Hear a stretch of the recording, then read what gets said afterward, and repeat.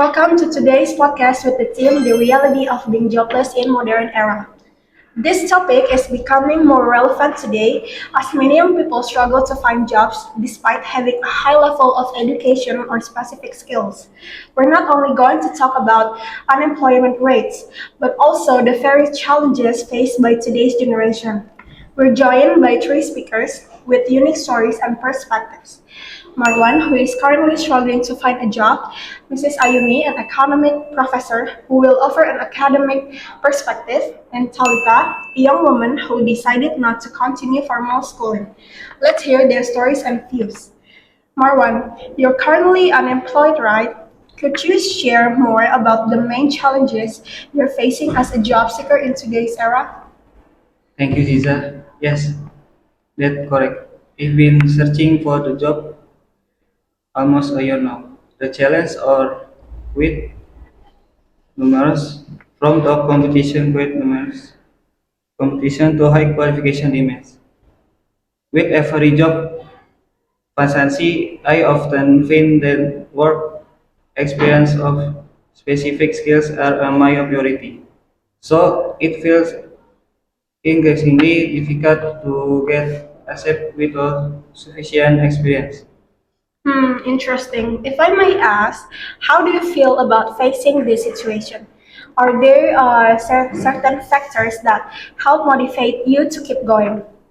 Sometimes there a sense of despair, especially when my application to don't get any response, but I try to stay thinking.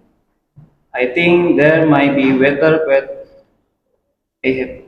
Support from family and friend I also my motivation. I feel that if give up now, it will be a personal event. So I keep learning and try to hone the skills feel are needed. Okay, have you ever tried looking for jobs in other fields or considered work outside your main expertise? Yes, I have.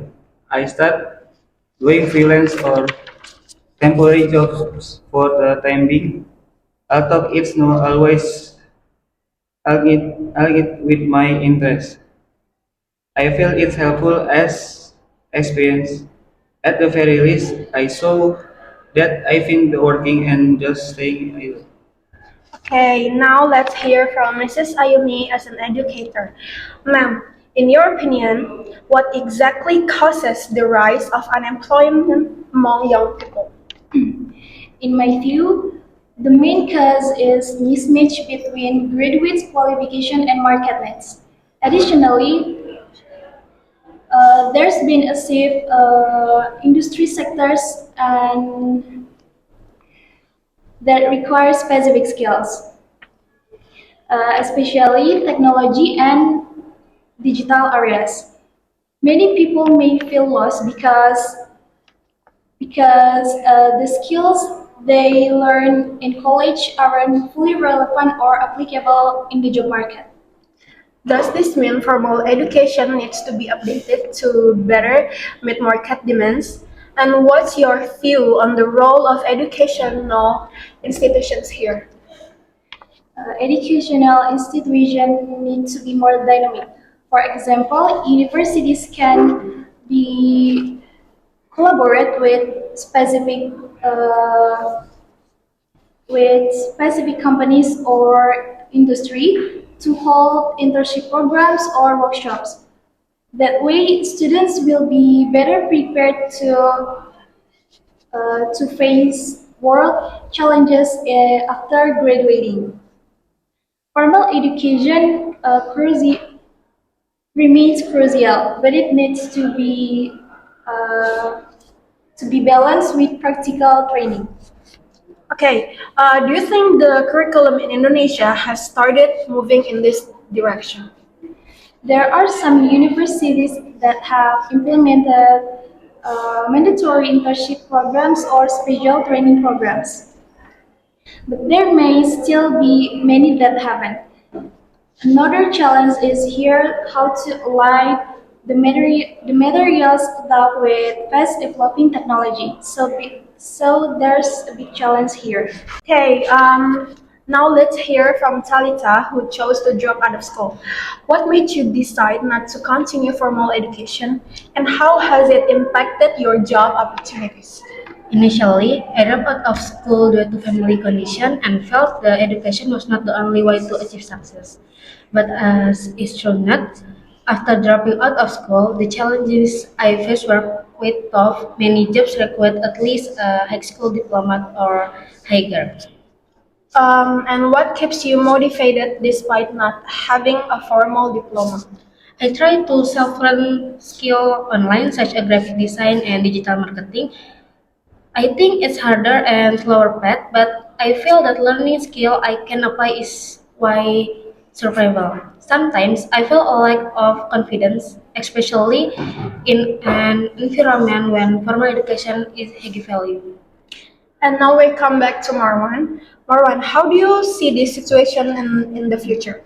Do you have any special plans or hope or continuing to try in the job market? I hope there are all opportunities to learn new skills, especially those relevant to the digital world. I might focus on creative fields like technology or marketing because I see there's two areas to continue to grow. And how about you, Mrs. Ayumi? Do you have any recommendation for job seekers or even for the education system itself?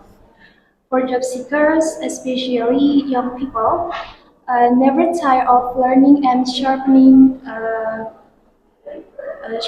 new skills. Flexibility is also important.